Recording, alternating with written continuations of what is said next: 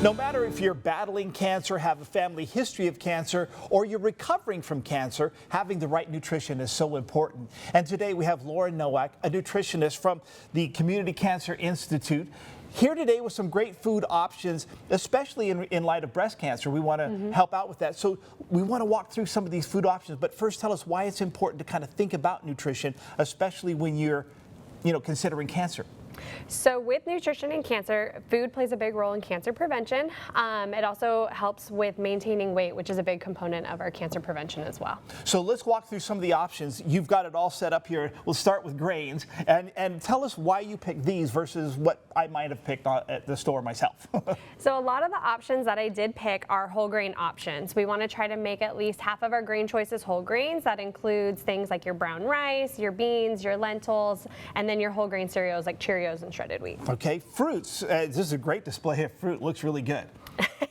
Fruit is really good, and so your fruits and vegetables both offer something to you called phytonutrients, which helps protect against cancer. It's kind of our antioxidants, which helps us fight cancer.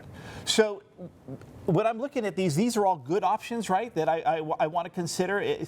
I mean, it looks like stuff that I might have considered anyway. Right. So the big thing is trying to make sure you get 5 servings of fruits and vegetables in a day, and that's what's going to give you the most benefit. Okay, let's move on to meats. Down here a little bit, what do you got?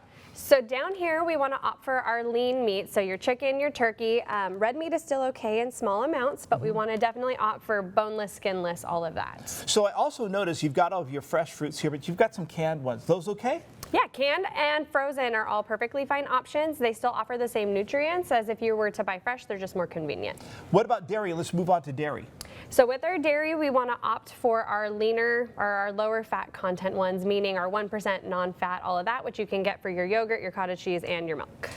I want to touch on these guys right down here on the end, right over here. There are some sauces, but you've got sugar-free options. Is sugar a big deal, first of all?